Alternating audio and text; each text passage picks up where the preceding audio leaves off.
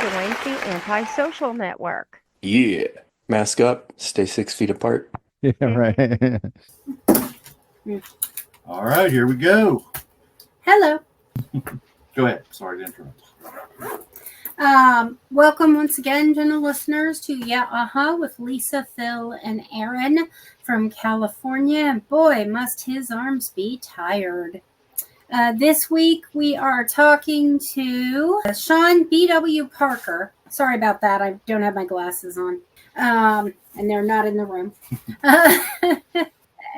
Oh, Aaron is on Starlink, which means Elon Musk might take him offline every once in a while. Yeah. And So, thank you for bringing us this album, Sean. this is an episode of Aaron's Audio Audibles. We're talking about the Soft Bulletin by Flaming Lips. It's a long time coming. Aaron is a huge Flaming Lips fan. Yeah, let me go ahead and play that video real quick here. We thought, well, we're going to make this record, and if it's the last record we make, we would know that we did the thing that we wanted to do. And then, in the summer of '96, as everything was changing and it seemed like, whatever the alternative nation and grunge and all that stuff, it seemed like that was on its last dying legs. Well, Waiting for Superman it's a devastatingly sad, powerful song.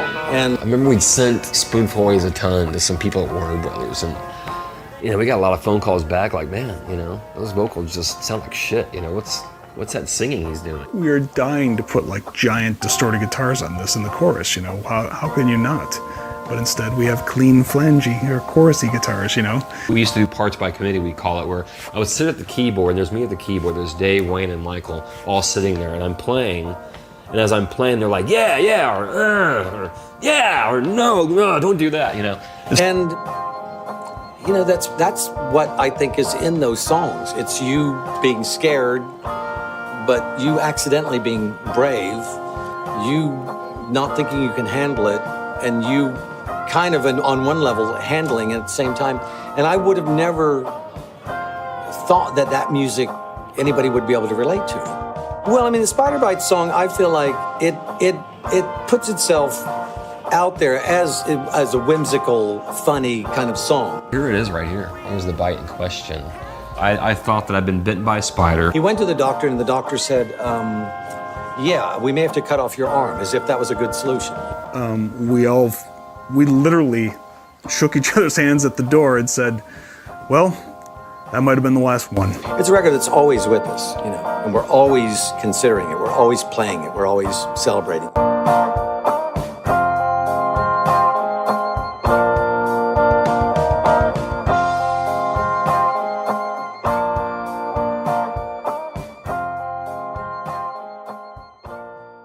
As you saw at the end of the video there was a picture of Aaron with Wayne Coyne, I guess after one of the shows he got backstage.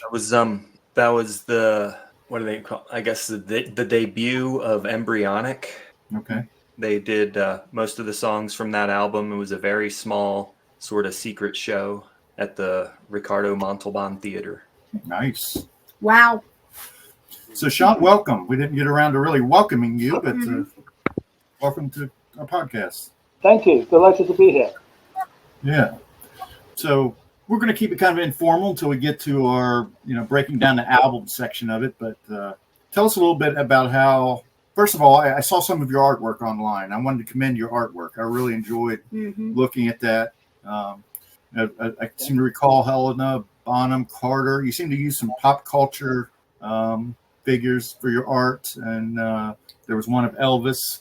It was called Blue Prison or something. Prison or Prism? Prison, like Okay. Jailhouse Rock, I guess. Okay. So, I didn't see the name of it. so I did enjoy some of your artwork. Yeah, I like your use of color, especially in the item you've got right behind you. Kind of evokes a bit of Mary Warnos for me. I don't know that So the reference. I'll check that out afterwards. She was a, I guess maybe protege. I don't know of Andy Warhol. Andy Warhol. Mary Warhol. She Yeah, Mary Warnoff. A B movie actress. She was in like Rock and Roll High School and different things.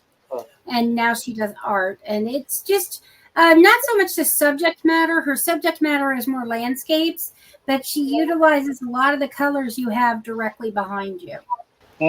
Okay, thank you. I shall check out Mary Warnoff afterwards. Yeah. What was the other one I saw that really struck me? Oh, the director who just passed. David Lynch. Yeah. David Lynch, yes. I really enjoyed those. Yes. So, thank you. Tell us a little bit about how. I'm going to ask you first, and then Aaron. But what turned you on to the Flaming Lips, or how did you become such a fan? I think it was in art school in about 1999. I was doing a degree there, fine art at University of the Creative Arts here, and a sculptor was in the next studio putting together these massive metal structures sort of obsessively. And he's a very interesting guy, and he'd have the radio on all the time, and a lot of the radio in 1999 was Britney Spears and Travis and Eminem. That was all right. And then the Race for the Prize came on by the Flaming Lips, and it's like, what is that? It's incredible. It was indie, but with this strange, whooshing, bizarre adventurousness to it, and it really excited me. And so that was just on the radio. And then a couple of days later, I went into our local HMV. Do you have HMV in America? Is Master's Voice shop? No. It's entirely possible we have that company, just not HMV. Yeah, so it's just a music store. Oh, it's a high street. Yeah, a high street. So I just went in there, looked through their new releases, and there's the soft bulletin, this strange blue and yellow austere cover by this indie band who I knew about on the wavelength, but not in depth. You'd heard Race for the Prize, and that's it, right? But basically, yeah, I knew they'd done things with Mercury Rev. They were closely related, and I'd seen some things in the NME of Dwayne Coyne in a suit spraying blood everywhere. It was all fascinating indie guy from America. That was it. And then I got the record. I think after the Soft Bulletin won the Mojo Award from the NME, something like that. It was a big deal then to win this award. It's like, that means it's a serious album. And there's lots of albums about, and I was a student without being able to buy an album every month. I got that one, and it just captivated me in the millennium time there. I don't know if it was when it came out or a year later I got it, but when I got it, I don't usually respond to hype, but I responded to that hype with the album, bought it, and it just took me away. And went, this is 13 amazing songs with an amazing story, and fell in love with it there. Now, how old were you? I would have been 24 then. Oh, okay. I just wondered if this was like exposed as a kid, or so that's that's a great thing. I love it when adults discover something new like that, and because it speaks to adult sensibilities. If a 10-year-old discovers the Flaming Lips, that's a 10-year-old, but a 24-year-old, I think that I think that's more as if not more meaningful. Pretty deep stuff for a 10-year-old, right? I mean, you were in some bands yourself.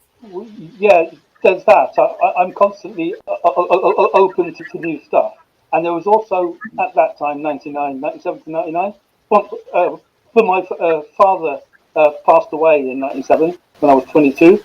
So that was quite raw. And I was going through a bit of a breakdown, to be honest, at that time. So when I got that record, and then I heard that he'd lost his father then, Dwayne Coyne, as well, during that time from cancer. I'm not going to say that it gave me some more deeper connection insight, but maybe that is what was going through, because the way he was sitting on that record, I connected to it. So it could be that, I think that makes sense. Well, I think I read in preparation for this that Superman, his father dying of cancer.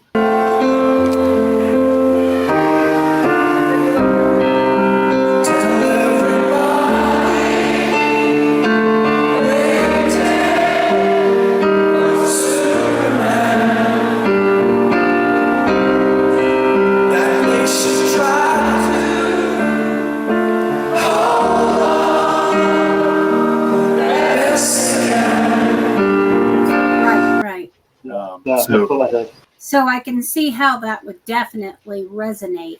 Right. But I only discovered that afterwards. kind of after I got into the music and the story of the band, and discovered that this guy, Steve Droz, had created the whole orchestral thing really himself, according to Wayne, you know? So it's like, who is this guy? You know? So, yeah. Right. Well, he said in the interviews, I listened to a couple of interviews too, and he said that he finds that people like he didn't have any consciousness that his music would be identified with anyone because it was so personal, you know.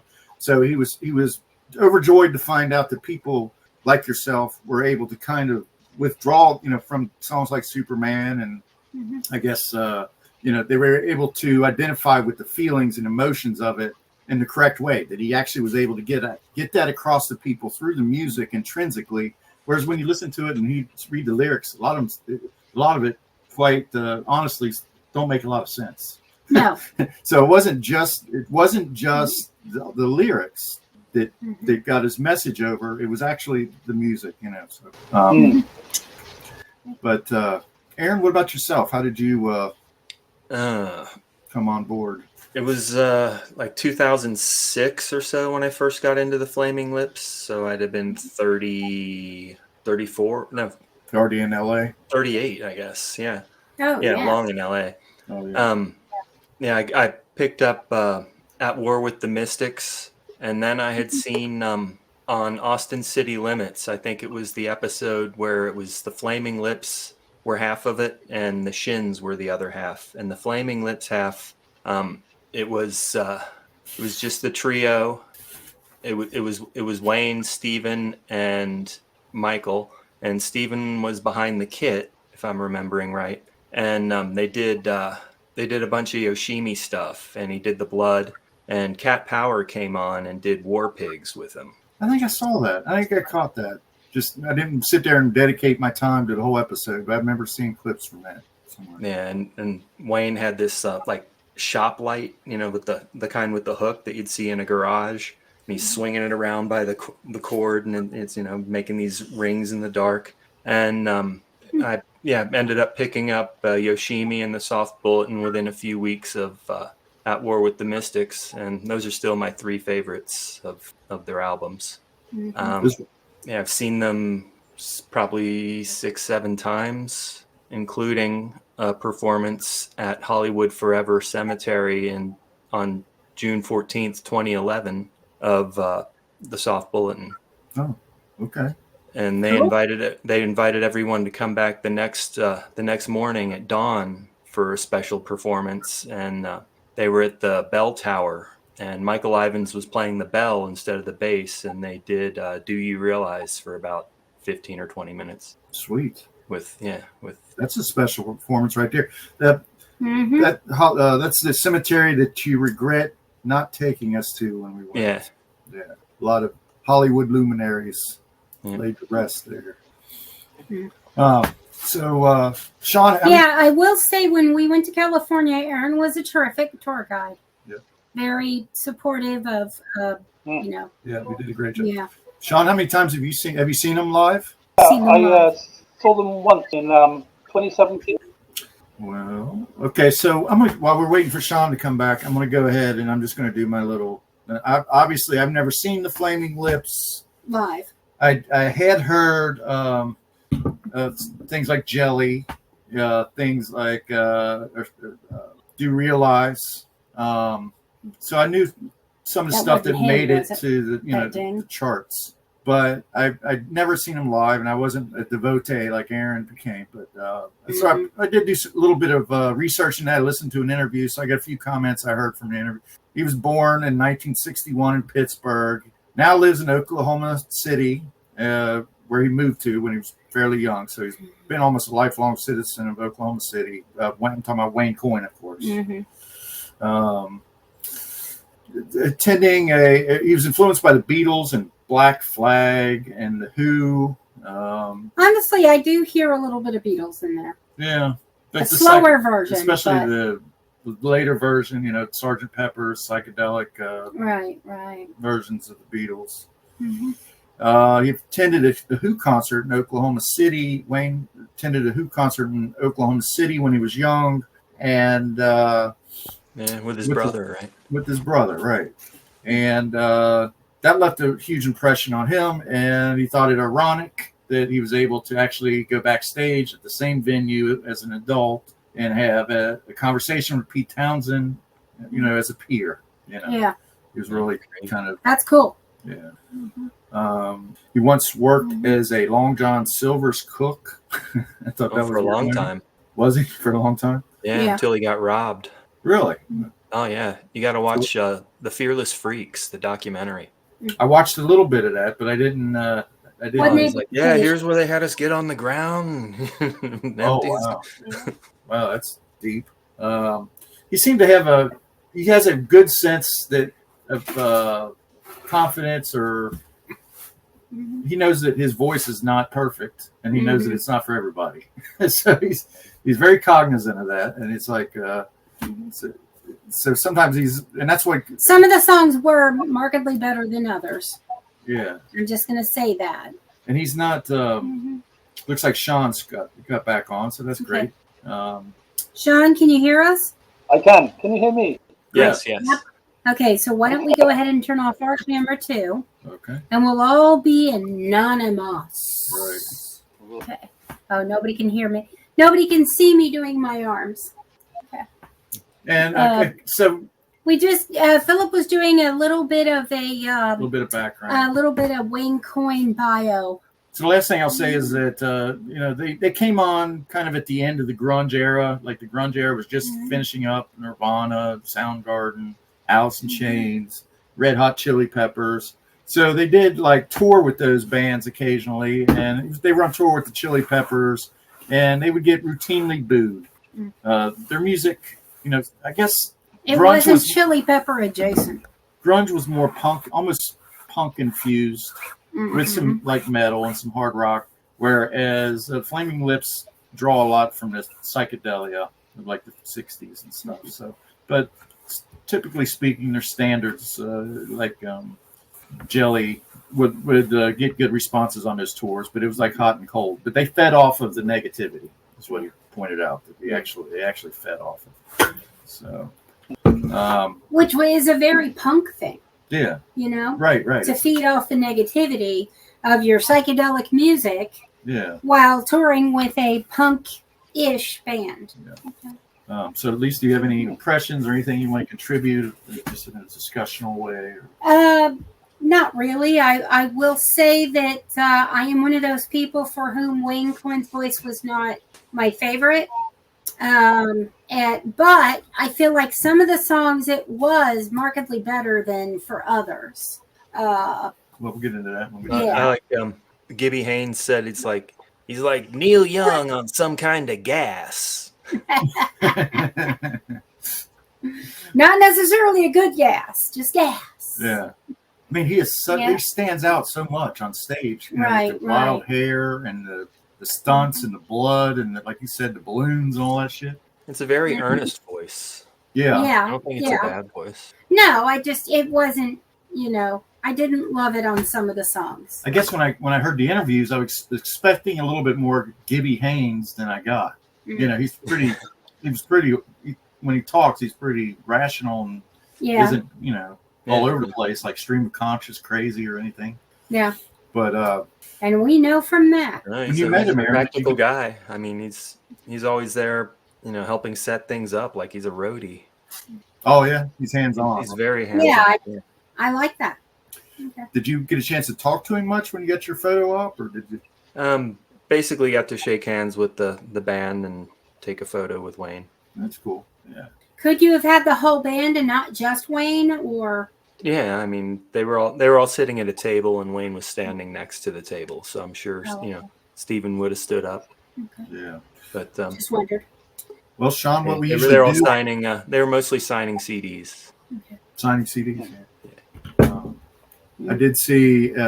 I read an interview, Sean, that you did with. It was a magazine. I can't recall the magazine at the moment, but you did cite among a few other people like Jack Nicholson, that Wayne is a person you would like to have a conversation with sometime. So what would you like to talk to? I think that was with the Authority magazine, Dixie Weiner and all that. I think so. Yeah.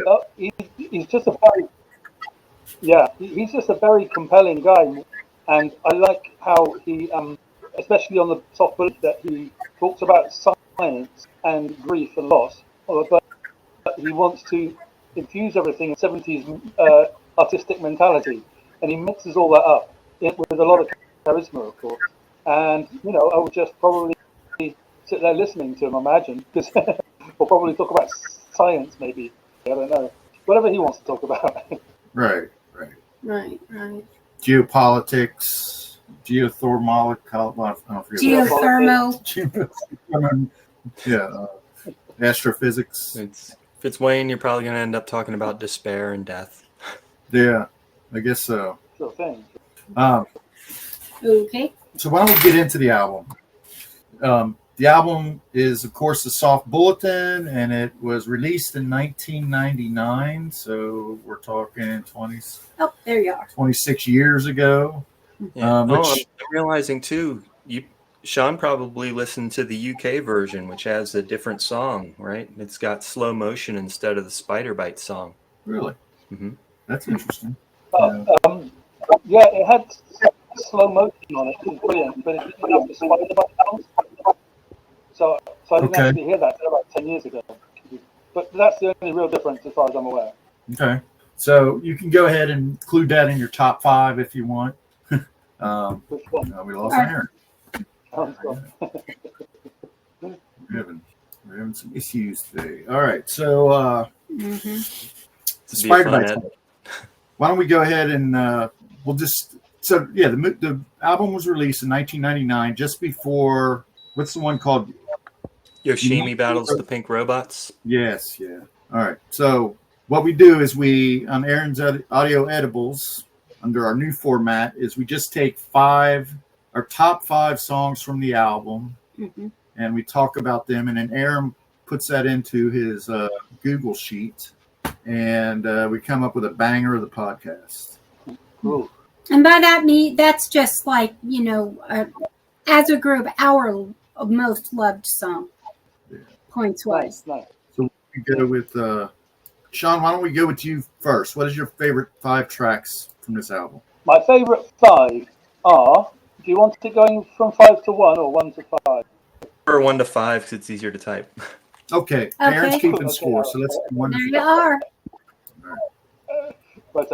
So at number 1, Pop Pickers, it's What Is the Light? Would you like me to just sort of list them or talk about them? No, you can talk about sure. it. Why What Is the Light? Why is that one your favorite? What Is the Light is just in my top 3 songs ever. I can't get away from it when I'm feeling rough or low. I put that on, and it just lifts me as close to heaven as you can get.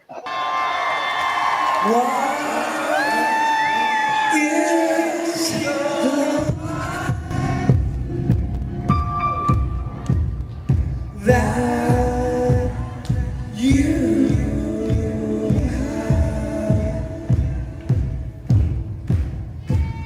shine all around you. As if chemically tonight.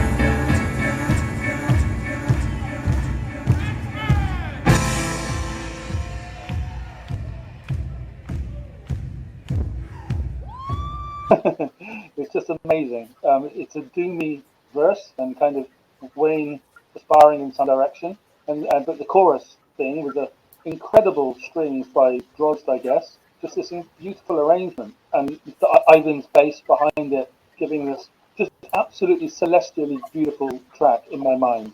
And it's about what is the light. I think it's Wayne talking about his spiritual interests and dimensions, or is it chemically derived? Yeah, exactly. So there's my number 1. So number 2, The Gash, which is a crazy sort of hymnic stomp of a song about war and how to carry on when you're injured. I think I'll keep it a bit more brief than the first one. 3, A Spoonful Weighs a Ton, because I started to how important turning science into to a beautiful song was to Flaming Limbs. And the title was fascinating. The Spoonful Ways of Fun. He's talking about sun in a teaspoon kind of thing. And it's got some very interesting music, some bizarre guitars on the chorus, but very lush strings of those, mixing those all together the way they do. 4 singles that got me in, The Race from the Prize, for the prize. Now, see on Spotify today, that's got like 20 million hits as opposed to the 2 million of the rest of them. So obviously the public sees the single. It's just exciting, fun, great 90s indie rock song, really, with a bizarre instrument I still can't name, perhaps Alan can. And then number 5, The Spark That Fled, which is, I think, track 3, and it's very much after Spoonful Ways, but it's the two of those together, The Spoonful Ways of Time and The Spark That Fled, are a couple of instrumental beauties sitting next to each other on the album. That's my 5. Do you have the whole up to 14 or up to 12? However many. Okay, good, perfect. Yeah. Okay. Those are 5 good choices.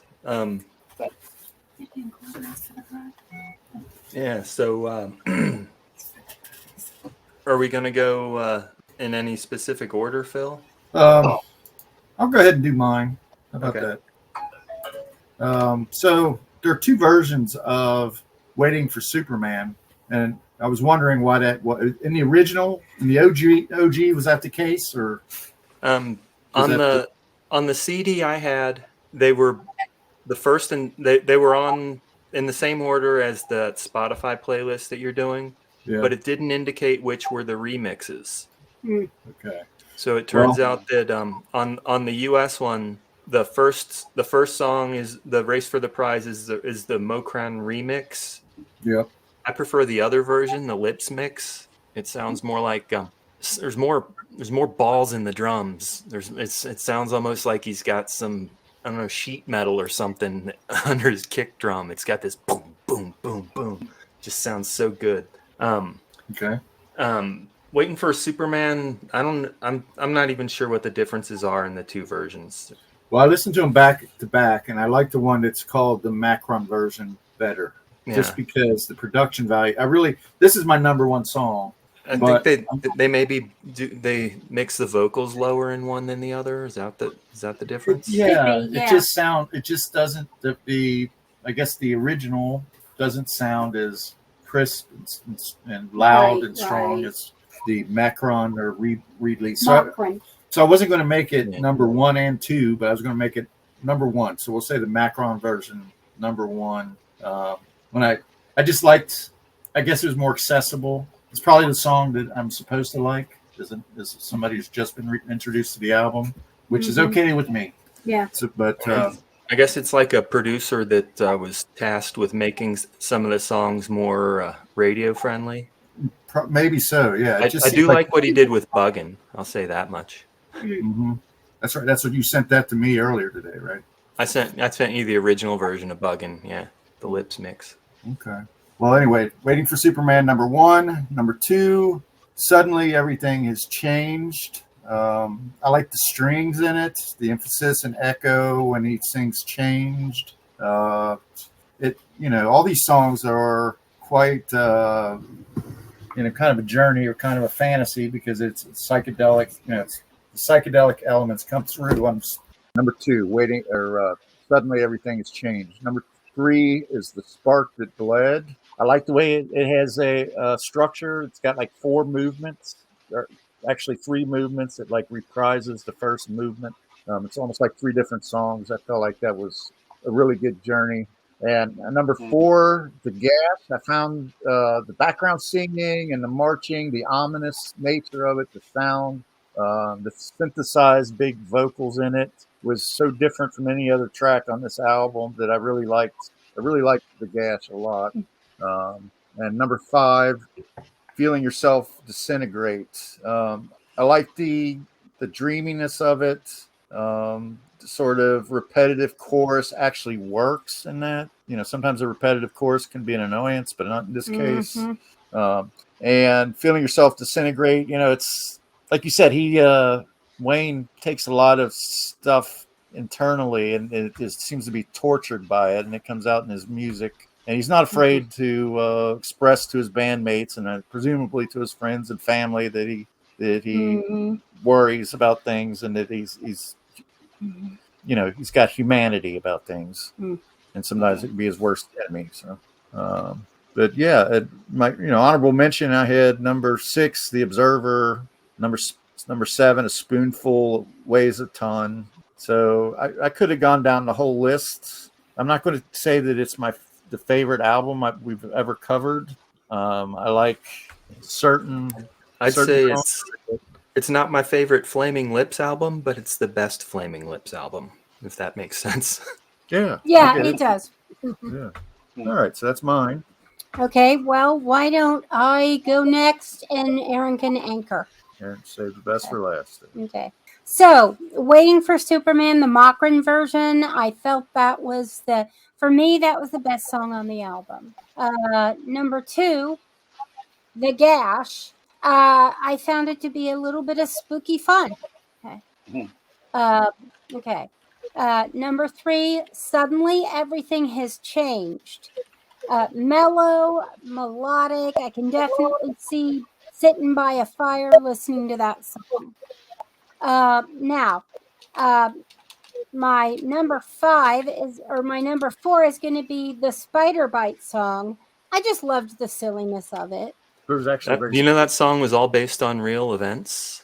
Yes, but the song came off as kind of fun, as opposed to we thought, I mean, and then the fact that he It wasn't his actually a arm, spider bite. It was an infection from a heroin needle, but he thought it was a okay. spider bite. Yeah, Interesting. I'm surprised. Gee, Is that in your okay. top Heroes. 5? What's that? Is that in your top 5 or? 'cause I was wondering- Spider bite song? No. Okay, so I I'm think just it was wondering. you're in my last place both. Okay. She hasn't done number 5. But I mean, Now my number 5 is going to be being Race last to the place on Prize. this album isn't a bad thing. This is a great album. What's your number 5, sweetie? My number 5 is Race for the Prize Mockrin version. I felt like the vocals were better, and the pace. I liked the pace of it better than the Lips version. And I do. It's like really sacrifice their wives, but yeah. Sacrifice And their then my- lives, not their wives. Oh, okay. Cool. That makes more sense. Okay. And my alternative is Waiting for Superman. I'll get it out there before somebody interrupts me again. The regular Waiting for Superman. The original version. Okay. Right. Okay. All right. They I was keep just their wondering- wives. They're just humans with wives and children. They Well, they get- sacrifice their lives. They get so melancholy. Got ya. They get so melancholy and sad that they have to take it out. It's so dangerous, but they're determined. They're so affected, torn apart by the inhumanity of man that they have to take it out on their Yeah, wives. you've never misheard a lyric. I have. Uh-huh. But it's Okay. funny.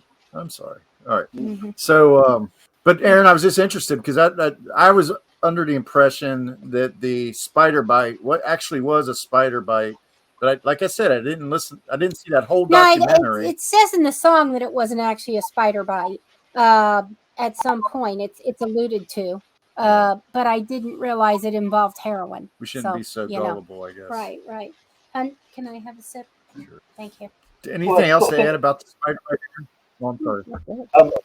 I sort of think Aaron's off. The mic is back now. I think back? the ambiguity of the spider bite and the heroin is what Wayne was looking for. He enjoys that play. And, The irony. So I'm guessing maybe he was having fun with the song.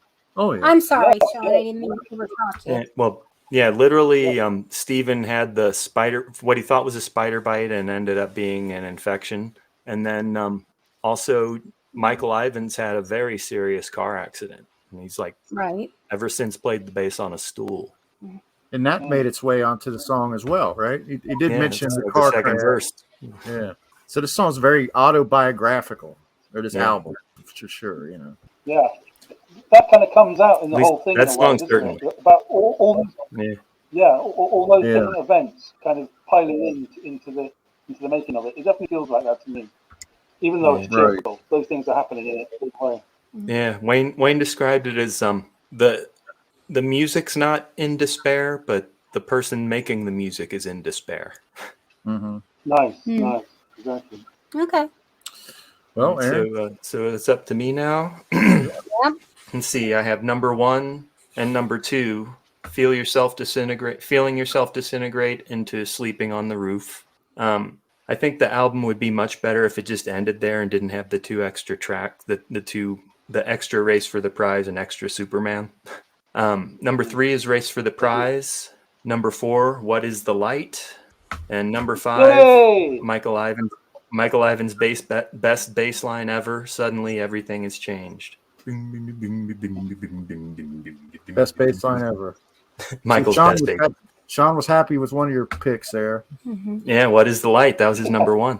Yeah. Yeah. Because I haven't heard anybody say it at all since. But yeah, good. Sorry. Great list. Hun, pull my thing up. Hold on. Yeah. Where Pull is my thing whatever? Whatever do you mean by that? Okay, so yeah, What is the Light was my my number, I guess, 7. My other alternate. Okay. I just wondered. Yes, my thing. Well, I had What is the Light at number 12, so I apologize for not being enlightened. Mm-hmm. But Oh, well, there we go. Chemically derived. it was I wrote psychedelia. interesting. I could have wrote that up. It is. I have never heard anybody talk about that song in connection to this album. It's very strange. In the 25 years, I've heard some people talk about the record. Nobody has ever referenced What is the Light. I don't think the band have hardly done it. It only seems to be me that worships it like this. So it's probably me, but there it is, kind of thing. Strange. Yeah. I love it. If you treat feeling yourself disintegrate and sleeping on the roof as one song, then it's my number 3. There we go. Thank you, Aaron. I'm banging it up there a little bit. Yeah. Well, But that's we're what it's all both about. high on Race for the Prize and What is the Light. That's what it's all about, though, is finding the tracks, your tracks on it. That's the reason you listen to an album. Just because some record producer decides that something is going to be the hit and pushes it and sends it to radio stations doesn't necessarily mean it's going to be your favorite song off an album. That's what's beautiful about records, really. So let me make sure I got Phil and Lisa's correct because they changed since yesterday, I think. Yeah, mine changed a little bit So for sure. Phil is Race for the Prize Machrin version. Suddenly everything has changed. No. Mine is no. It's not Race for the Prize. Pull It's Oh, it was Waiting for Superman Machrin version. Yeah, I think I grabbed the wrong Machrin just now. Yeah. Okay. Suddenly everything has changed. The Spark That Bled, The Gash, and Feeling Yourself Disintegrate. Okay. And then Lisa, also Waiting for Superman Machrin version.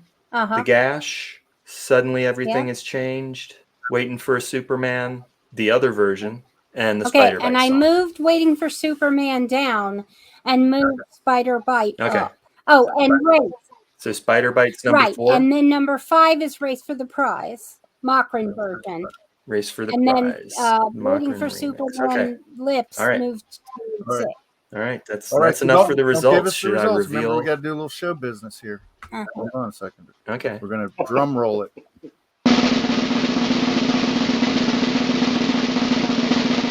All right, Aaron. Wow. You got to get out the 2 big fists and put them in the air. Huge fists, bigger fists than you ever seen, because that's what Wayne does when he plays the Gash. Wow. Well, that their song right there is a real banger. It's a banger. It's a banger. It's a banger.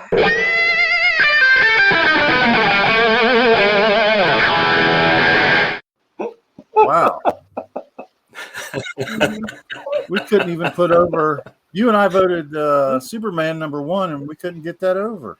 I know. The Gash is very, I did like the Gash, but I thought that was a really tight song. I really liked the contrast against everything else too. They're Hit all old Pink absolutely Floyd. amazing songs, and the lights that any of them are on there. Yeah. I'll read them down the order here. The Gash number 1. Suddenly Everything Has Changed number 2. Waiting for a Superman Machrin remix number 3. What is the Light number 4. Feeling Yourself Disintegrate, number 5. Race for the Prize, 6. The Spark That Bled, 7. Sleeping on the Roof, 8. A Spoonful Weighs a Ton, 9. The Spider Bite Song, 10. Race for the Prize Machrin Remix, 11. So those 11 made it into our 5s. All right. No bugging. Well Thank done. you, Aaron. No bugging. No bugging. No bugging. No. Is that an upset? You think? Would just like to say, right? Would just like to say that, like, when I think kind of Aaron said earlier that the Soft Bulletin's the Flaming Lips best album, but not his favorite album. That's exactly how I feel about Waiting for Superman. Yeah. I know it's brilliant, and Yeah. I respect that. It's a lovely song. I really enjoy it because others are kind of thing. But it's like Mr. Bowie. It's Absolutely. like even Right. at its worst, it's still brilliant. You Can know? only have one favorite. You know, And then who knows if Sorry. Yeah. And I was saying even Spider Bite Song, I ranked it last, but it's still, not well. it's still a great song. It's a song on a great album, isn't it? And it, as you say, it's a laugh, and it's a nice Yeah. laugh, and it's a weird laugh, as we've discussed. And I Yeah. feel like, especially with such an emotional song. Oh, sorry. Go ahead. There's a little theme of bugs going on there with Buggin' and Spider Bite. I don't know about with the Buggy. UK version. It's got slow motion instead. Huh. It doesn't have Right. bugs. Well, now I got to find that track.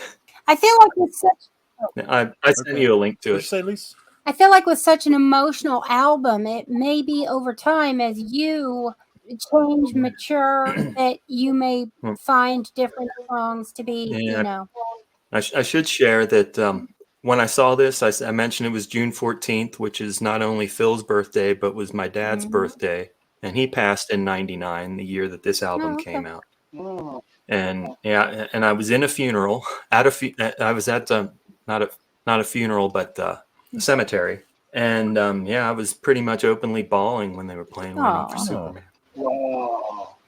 That's yeah. sad and sweet story there.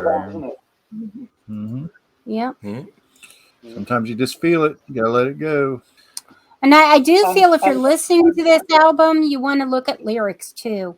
I did not take up advantage of that opportunity this time. And I feel like, it's possible that may have, adjusted my choices. Yeah. So, well, yeah. And you famously don't like instrumentals, and there are yes, two on this album. exactly. Famously. Very famous. Exactly what I was thinking, Lisa, in that, like, what's going on in the lyrics is Dwayne, who's lost his dad and he thinks the band's going to break up, all those things in those years, is trying to explain it all in a rational, scientific way that he has done through all his songs somewhere. But he's got this big beauty thing in his heart, in his aesthetic, that he wants to bring into it. And the tension of the beautiful aesthetic and the trying to reason things with science is what makes the songs that we keep talking about so compelling, I think. It really gives them that edge of he's trying to understand the difficulties with beauty whilst applying the science to it. It's like a real postmodern mashup in that way. Mm-hmm. Yeah. It's a good point. Intellectualization over there. I'd say in a poetic way. I mean, it's a thinking man's band, and that really have to get into it, or get into the journey to understand, or feel it. It's empathic, like he was talking, like Wayne was talking about in his interviews. It's empathic. I mean, message get across music, right? Band. It's not necessarily it's hidden underneath lyrics. Yeah. Yeah. All right. Very much like art, like some of your paintings, I suppose. Yeah. Yeah, I'd like to think so. All right. Well, this has been we've overcome some technical challenges here. I hope we did. I hope Did we it justice. did it justice. Yeah. Phil will fix it in post, as they say. Yeah, Well, I'm very glad to hear that. that doesn't work with the antisocial network. So Yeah. Everything kind of goes down the way it is. that's But, why we're so Yeah. Oh yeah. determined to get it within time. Yeah. I But see. Sean, All can right. you tell us a little about where to find you and find your work, whether it's the music or art or your writings? Yeah. Sure thing. If anybody, I'm at Sean BW Parker everywhere. That's my middle name, by the way, SEAN. I've got a Spotify thing there with my 6 albums on there if they want my music. And if they want my art, go to Saatchi Art site, and it's got pretty much all my painting, all the big paintings on there. And if they like the news, come to my X Twitter site. We've got 14,000 followers, and I'm very lively on there. And I'll be sticking this thing on there before you know it. So yeah. All right, thank Cool. you very much. All right. We really enjoyed it. Yeah, thanks for coming on. Thanks for bringing on such a great album and making Phil listen to it. That's the whole point of Aaron's audio audible. That seems to be the case. I All right. really enjoyed it. You guys- Really interesting observations all the way through. Yeah. Yeah, I was thrilled when I saw that the soft bulletin was going to be the subject of one of these. I knew you would be, Aaron. All right, you all have a good afternoon. All right, thanks everybody. Wishing everybody good weather. Nice to meet you, John. Bye bye.